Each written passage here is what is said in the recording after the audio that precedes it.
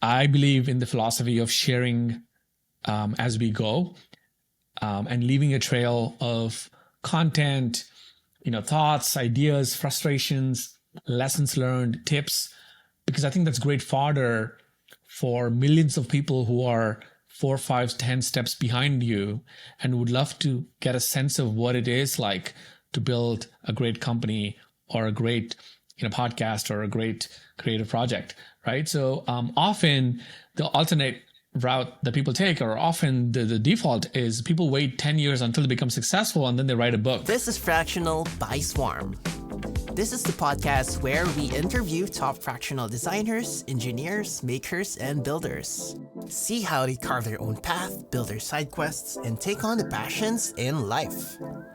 This is your gateway to living a successful fractional lifestyle. In episode 4 of Fractional, I talked to Karthik Puvvada, often called KP. He's the founder and CEO of Build in Public Fellowship. It's an online program and community to help founders and creators put themselves out there and build in public fearlessly. He also runs a SaaS startup, Leaderbird, which helps people be more consistent on Twitter by gamifying the journey. He previously ran programs at Day One, which was funded by Gary Vee, and On That. In this episode, we talk about the hows and the whys of building in public, how to increase your luck surface area, becoming a top hunter on ProductHunt, finding your authentic content niche, and creating value while having fun. This is Alexis, your co-founder from Swarm. Thanks for listening to Fractional. Okay, Karthik Puvvada, or truly KP, welcome to Fractional. It's great to have you here. Thank you so much, Alexis. Excited to be here. KP, you have 42,000 followers on Twitter. You have 7,000 subscribers in your newsletter. And you are known for asking people to build in public. What's build in public about? If I'm a first time person who gets to hear that phrase, what is it? Oh yeah, it's a great question. What is it, right? I think there's multiple definitions for this, and there's like so many angles and perspectives on this concept of building in public. But my authentic take is that you should invest time and energy in sharing your journey, and putting stuff out there. When I say out there, I mean on the internet. Sharing your journey, sharing your highs and lows as you build any venture, whether it could be a business, it could be a startup, it could be a podcast, it could be a newsletter, it could be any creative, endeavor. I believe in the philosophy of sharing as we go, and leaving a trail of content, thoughts, ideas, frustrations, lessons learned, tips, because I think that's great fodder for millions of people who are 4, 5, 10 steps behind you and would love to get a sense of what it is like to build a great company or a great podcast or a great creative project, right? So often the alternate route that people take, or often the default, is people wait 10 years until they become successful and then they write a book. But imagine talking to yourself, or imagine trying to recollect the valuable lessons from 10 years ago. Like, how much do you remember, really? You probably remember like the gist of it, right? You probably remember the entire month or an entire calendar year, like in one line or two lines, as opposed to the plethora of emotions you went through, the highs and the lows, and some really insightful things you may have done that would be very, very valuable to others. So I believe in this concept of sharing as you go, because it enables you also to reflect. You're not just like doing. You're also getting a chance to pause and reflect and share, which clarifies your thinking. And it attracts an amazing network and community of people around you, because you're sharing and you're a giver, so that, next milestone that you have, next launch you have, will be 10x more successful because you have a community following you and coming with you. And it's not just any community, right? Like, people can manufacture a community, but it's I think how you describe it's like building a captivated community who are a list of or a bunch of people who are your true fans, like your super fans, right? True. So generally, the thing with the internet, what I love about it is as close to a fair game as you can imagine, in the sense that there is no royalty on the internet. There's no noble kings on the internet. When you start out, like Mr. Beast or Joe Rogan, you, me, all of us start on the same place, which is called zero, right? Everyone starts with 0 followers.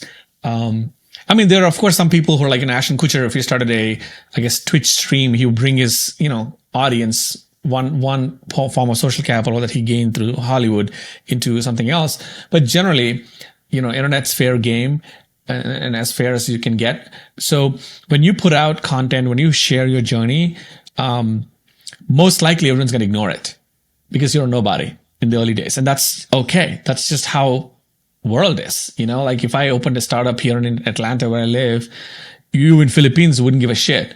That's just okay, right? It's not that it doesn't make my journey, my success, my fulfillment any less meaningful to me. That's just how it works. That's how anything works. But the beauty is with the internet, when you put stuff out there, when you create content, when you teach something specific in, let's say, community building, or let's say you take like a weird niche topic, like, I don't know, like starting an LLC in America, right? That's a weird like niche topic. When you start putting out content about that and sharing your advice and sharing your lessons and mistakes, 99% of the world is going to ignore that. But 1% will care.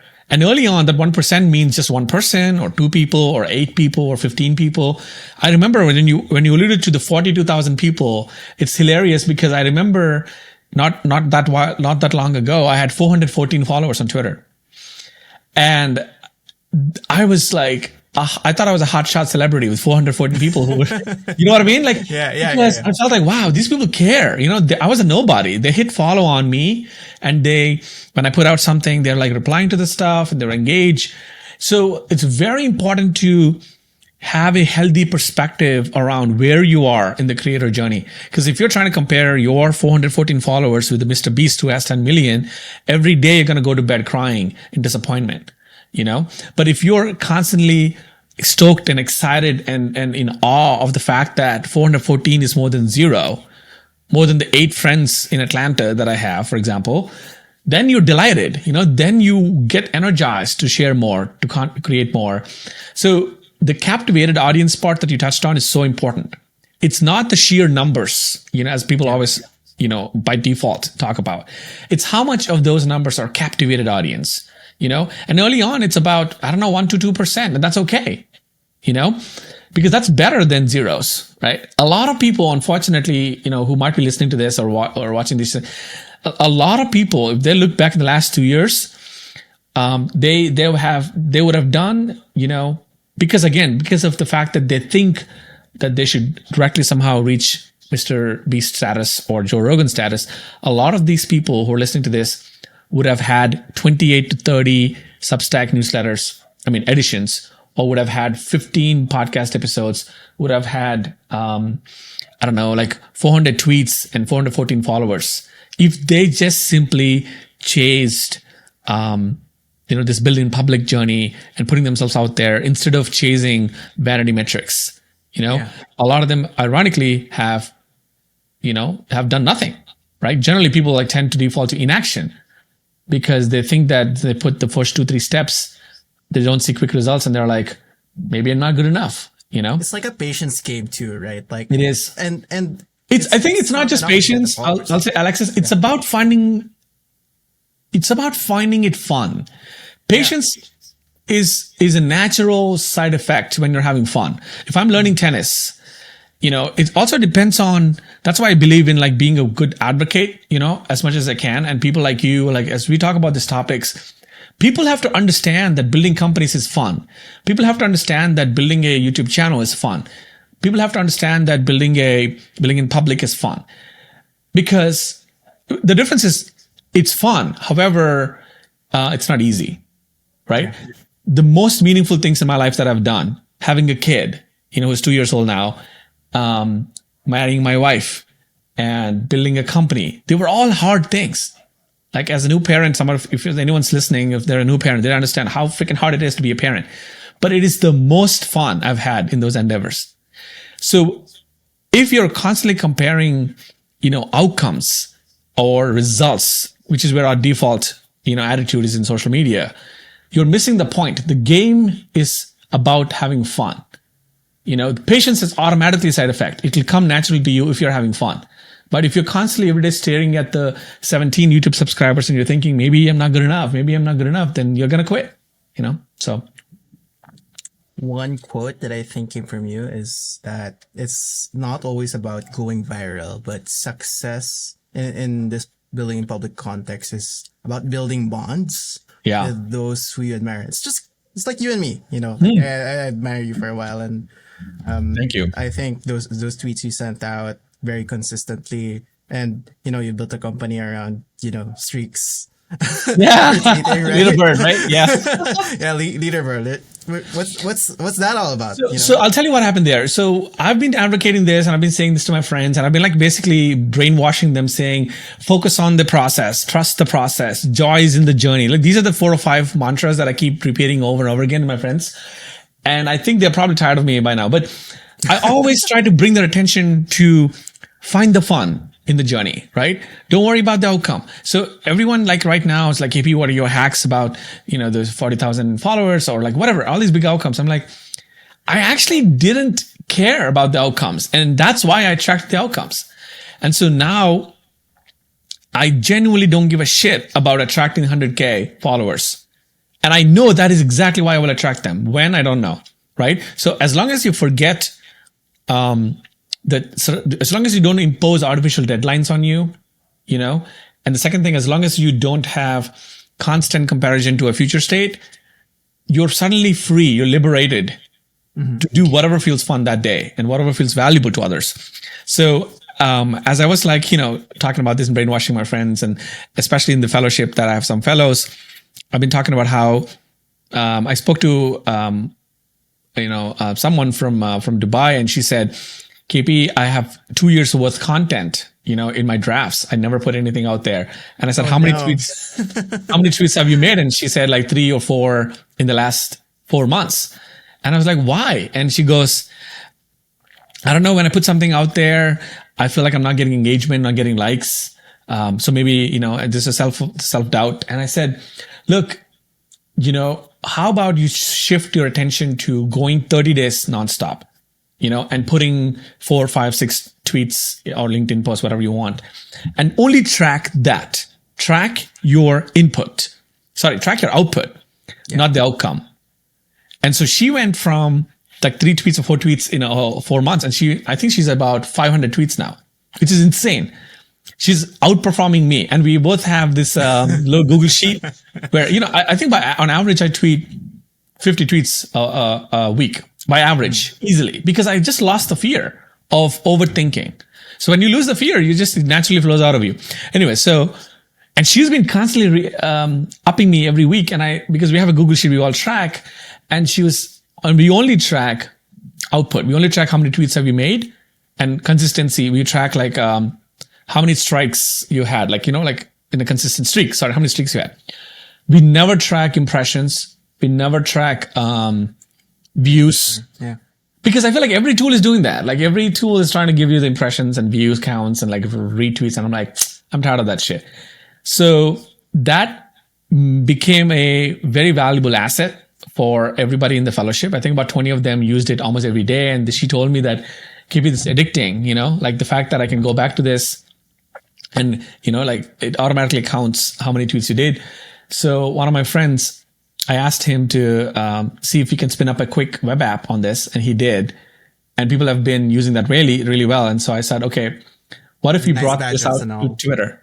What's that? It has nice badges. I saw. Thank you. And so we just brought that energy and the same philosophy to the public eye, and it's called Leaderbird, LEADERBIRD.co. And our intention is to make Twitter fun, gamify Twitter, what if there was it's like Strava, if you know Strava, like, which is a gamified version of a running app, right? What if you had badges, and the badges were mostly celebrating your streaks, and they were celebrating your volume of content and output, as opposed to virality and like, other things. So it's been going well. So I'm really happy. I like the thinking because somehow you and I are similar in a way that just making it a habit Yeah. and seeing the asymmetrical opportunities spring from there Yeah. is like, it's like a magical experience. It is. And I've done a podcast before where I interview like Filipino designers, and I paid literally no attention to the number of views, and I was focused on just being consistent every week. I published like 95 episodes. Wow. And that created like a amazing community, huge ripple effect, and like generated connections that I never thought would happen. Yeah. Like I'm just some person in the Philippines, Yeah. It's amazing how Alexis, the crazy thing is I feel the same way.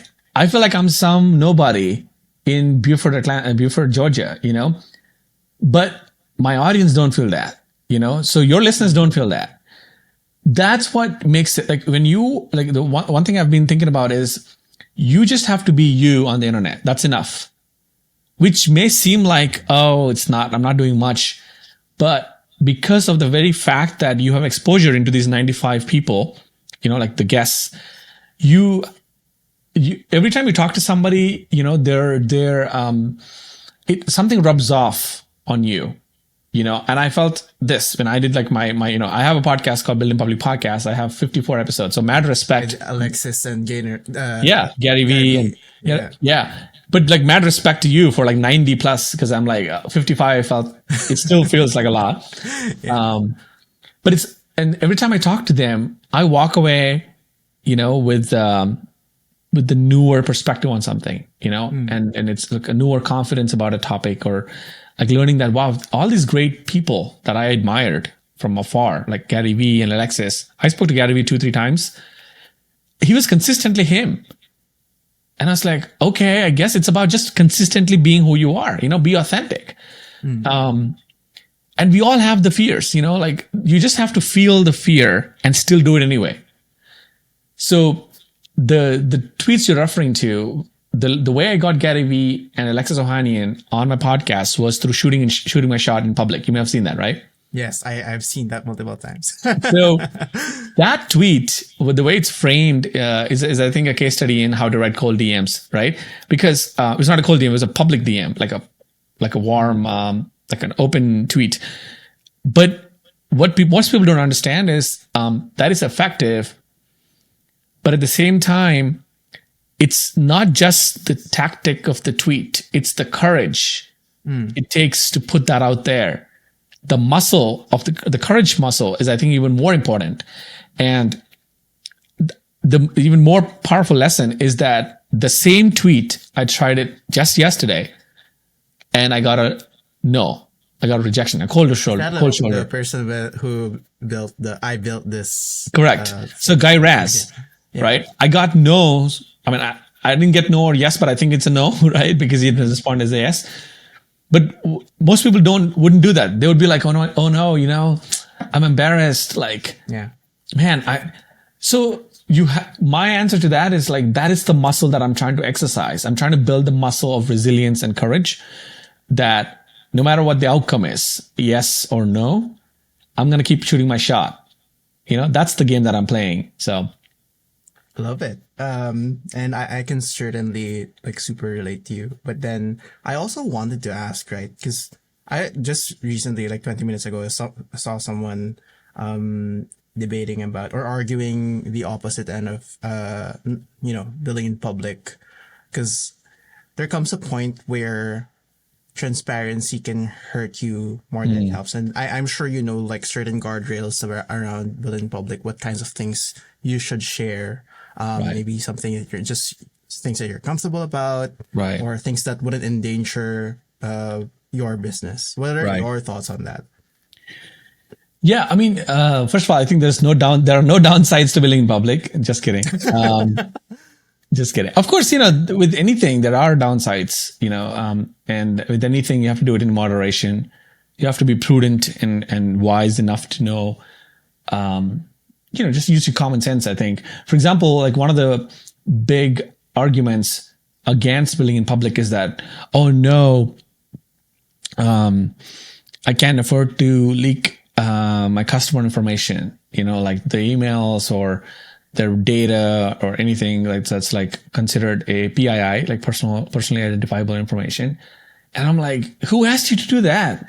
Right? Like people who are following you for your trajectory, for your journey, for your lessons. Like Alexis, frankly, if I'm following you on Twitter and like trying to like understand how you're building a podcast, I don't need to know all the personal email addresses of your guests. Like that's not what I'm here for. So I think it's a misconception. It's a myth that people want. Oh, I want to know your bank accounts. Nobody wants that. If if you want to show week over week growth or month over month or year over year growth to share a narrative that in the early days, it takes a long time to get to revenue. Once you get to revenue, it's much easier. Then of course, put a chart that shows the first 2-3 years with like very little money and like suddenly spikes. That's fine. But nobody's asking, give me the bank accounts of all give me the Stripe logins or whatever, So I feel like people take it too, far. And I'm like, I think an average person is smarter than that, Don't assume that they are asking for these things. So second thing, the second downside, I've noticed is, it is true that, there's, it adds to a lot of noise. People say like, oh, build in public, which means everybody's building in public and everybody's going to make it noisy. But it's not, I feel like it's not any different from everybody having a Twitter account and a Twitch account and a TikTok account. Like, like people are going to do what they want to do anyway. But I'd rather have more people share about the highs and lows and the journey of being something, becoming something, as opposed to the highlight reels of people putting in on Instagram and TikTok, which is just like, like stunting with the Lamborghinis and shit, right? So, yeah. I think more authenticity and more self-awareness is a net good. So that's my take. The other thing that I think people say, in terms of downsides is that, yeah, but when you build in public, you may not attract customers. You may get like other fans, like true fans and followers, etc. But like, show me the money, like show me if real customers come from that. And I'm like, that's a terrible understanding of how the world works. Like customers are not some people living in an island, removed from society that you only have to like reach to that island and then serve them. We're all interconnected. We're all in a vibrant, rich, interconnected ecosystem called the world and the internet, where even if today on this conversation, you and I, we may not do business right away, but 3 months down the line, if somebody reaches out to me and if they're a fractional, executive and they're trying to look for a gig or something, I'm like, hey, you got to talk to Alexis. This guy works at Swarm. So like, how did that business happen suddenly? How did you get a customer? It's not immediate. It's not immediate. So I'm like, so dumb. And people are like, oh yeah, I've been building in public. You're like sharing the journey. I'm like, that's not how the world works, Mm-hmm. And also you can't think from a very transactional perspective. Sometimes there are things that you need to do to the world for the world that are just good. It doesn't have a transactional ROI sometimes. That's okay. But if you believe in it and if you think it's good and if you think that it's something that you wished you had 40 years ago, I think you should just do it, So I don't know. I've been able to make a lot of money. So show me the money. I have money. I'm the example that you can make money with building in public, right? Like and me and there's 15 other SaaS founders. There's I think there's like Peter Levels who's crushing it. There's Arvid Kahl who's crushing it. So there's all these people who are, making money through building in public that are not necessarily only serving the Twitter audience or, just the Twitter followers. So I think it's also, to me, my other thing is, like I said, it's about expanding the Lux surface area and expanding the opportunity to engineer serendipity. That's more important. Money is a consequence in the long run, but it's not the first thing you think about when you're building in public. I love the expanding the Lux surface area Yeah. analogy. Something I've noticed you do consistently, KP, is you hunt. Like every day. I don't know. Like you're the 2022 top hunter on Product Hunt. Like, Oh, you mean hunting? Yeah, yeah. that? Product hunt. Yeah, yeah. What's that all about? I think I actually lost track, but I think I'm at 74 or 75 hunts, in Product Hunt, which is crazy to me because I remember this is also another thing, Alexis. I'm so grateful, and I'm so glad and I'm thankful because I remember on the other side, I was the kind of person who was looking for a hunter. 2018, 5 years ago, I was desperate to find anybody who would hunt my side project called DoThingsThatDon'tSkill.com. It was inspired by a Polygram's article. And I was like trying to find someone to help me, like, can you put, and I think I did it on Hacker News and it went viral. I got like number 2 of the day on Hacker News. And I was like, I would love for someone to launch this or help me launch this on Product Hunt. And I didn't have a network then. I didn't have a lot of connections and social capital. So I have a sense of admiration and a sense of like awe towards people who are, have a lot of social capital, a lot of great network, and so now I'm on the other side of the table. So it gives me a lot of joy to be this way. I mean, this side and be like, you know what? I'm going to help that indie maker or I'm going to help that, a seed stage startup or whatever, become influential on Product Hunt. And because I have a lot of network there, I have about, I think 12,000 or 11,000 followers on Product Hunt. And like I said, 74 hunts. I have some, social capital that like when I hunt and when I promote, that naturally rises to the top. It makes me feel really happy for them because they get more visibility, they get more, not just customers, but like the launch, it reaches more eyeballs and more people who can try that out and stuff like that. So I'm very open to that. I usually, I used to get a lot of DMs about this, but I'm being more picky now, but generally I'm like very, very founder friendly about this. So how does one get into, now that you've built your social capital, and I love your story, by the way, I super appreciate you sharing that. And I love that you're paying it forward. So if people who are listening to this want to be hunted by you, like what's your advice for them? My advice is, just DM me, but, come up with a thoughtful DM because there's going to be 15 DMs a day. So come up with a thoughtful DM that has, a version of what you're passionate about and then, how it might be relevant to me. Cause I'm trying to be a little bit more picky, like I said. So if it's a NFT product, then it's not relevant to me. If it's I don't know, something that's like way off real estate, it's not relevant to me, but if it's no code or community, centric things or founder based products, they're relevant to me. Productivity is relevant to me. So, reach out to me. And usually I'm like very friendly. And if there are some big companies with like mega launches, then I charge a small fee for my consulting. But the hunt itself, I try to keep it free because it's like something I wanted many years ago. I love that. So you talk about no code and I saw you tweet, I think like just reflecting on the types of tweets that, were helpful to your audience. And I think you specifically said that it was tweets around no code, founder experience and, something else, but you were tweeting about other things too, like philosophy and etc. How do you choose like a niche? Yeah. So, I mean, I do remember, even now I still tweet a lot of, things that are beyond one niche. It's a strategic move, right? To niche down.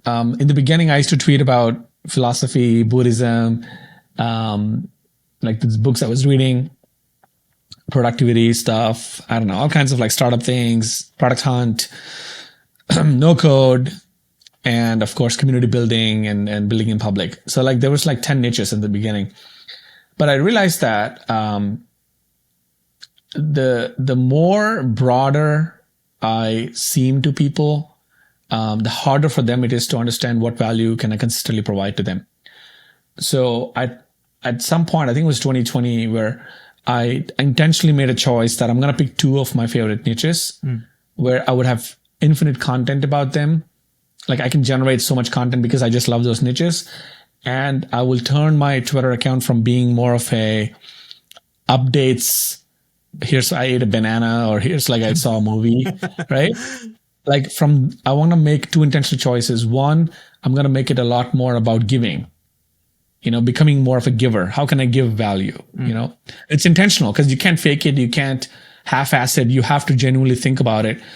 Because that sets the tone of the tweets and tone of, so I would sit on Saturdays and I would spend like 2 hours and thinking, okay, if my audience is like, let's say founders or creators, what can I offer them? What can I give to them? What kind of content? And so then I would still go to the same ProductHunt listings, or I would still go to same, Google searches, but I would search from a point of view of value.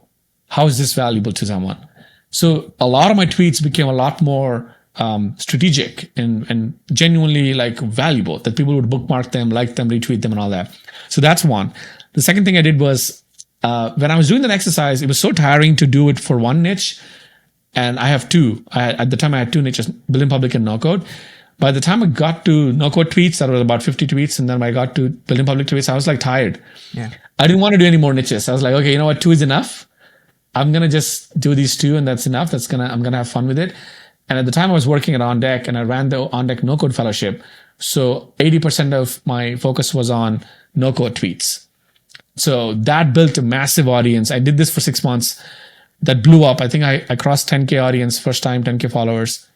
So I really saw the power of this. If you niche down and if you intentionally sit for 2-3 hours and then like focus the tweets and schedule them, or like at least collect them in a Notion doc, then you're already going to be way better than an average person. And then number two is, pick one or two niches where you don't feel dry after a month. So if I picked Buddhism or philosophy, I think I would have been dry after a month, because it's not an active practice. I read it once in a while, but I'm not a monk. Like I'm not an active daily meditator as much as let's say, but every day I'm a no coder. Every day I'm tinkering with new tools. So it's important to niche down from that lens. Like, what is the thing that you will continue doing that's fun for you, and be consistent there.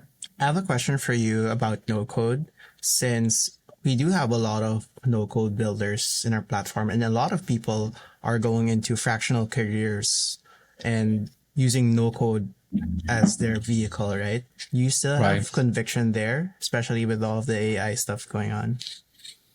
Yeah, I mean, I feel like AI is an extension for the no code revolution. So they are very interchangeable and they are very complementary to each other. I don't think they are like antagonistic. So if you look at it from that angle, someone who learned Bubble, someone who learned Webflow. I just today hunted a tool called Studio AI, which looks very much like Webflow. Yeah, check it out. They're like number 2 and number 3 today on the homepage of ProductHunt. But if you check it out, see the interface, it looks very much like Webflow, and it's powered by a AI feature called Web Design GPT, where you can speak to it like you speak to an Alexa device. And it will like do the CSS changes. Like if you want dark mode, you say, hey, can I have this page in dark mode? It'll flip the background color. It'll like give the contrast, font colors, all that stuff by speaking to it. So I think that's like the future. So to me, that is both no code and AI, and as you know, even Webflow announced, I think a week ago, that they're adding some AI features into their, roadmap. So anyone who's trained in no code and wants to build products or no code infrastructure will inevitably have to get trained in AI based tools so that they are complementary and they're getting the full experience as opposed to just no code. Cool. I think that covers a lot of it. KP, truly KP. And I just have one last question for you, and maybe in the vein of building in public, if you have advice for fractional workers, consultants, independent people like you, and freelancers, what would it be? That's a good question. I think first of all, I fundamentally believe in the future being very fractional friendly. I think we're moving into a world where there would be very there would be a rise of people who want to do fractional work, because I'm in that boat as well, and I love this, and I'm like, I don't think I'll ever go back to a normal job like 9 to 5, a W2 Why? job. It's the freedom and the flexibility that you have, right? It's completely bonkers where we are right now with the culture, with the evolution of collaboration tools and opportunity. The opportunity used to be in your zip code in the past. If you're in the Philippines, your best or peak opportunities were in the Philippines. Maybe like the anomaly was like, oh, someone was hired, from a US based company or a Berlin based company. I feel like now it's switched where it's an anomaly to be hired by a local Filipino startup, because majority of the talent is online, like I employ at the Building Public Fellowship. I have 2 other teammates. One's in the Philippines. I love working with her. And so the way our paths crossed was through serendipity on the internet, right? Same thing with now a second teammate is in Pakistan, and I'm here in Atlanta. Again, through serendipity. She's been following my work for, she said, 2 years. So I think we leave the trail of the kind of people who we are and the values we believe in, as you build out your content and build your journey in public. And so our interview was 15 minutes because she said, KP, I know everything about you. Like, I know everything. I know what you believe in. I was like, what? How? And she's like, yeah, it's just because you left everything on the internet, you're an open book and you shared your journey. So, and she's, by the way, a fractional hire for me because I'm not hiring her full time yet. At some point I might. And so I think the future is that, where it's at will work, which means if you don't like the particular organization / boss / work profile, you switch from that to something else that energizes you.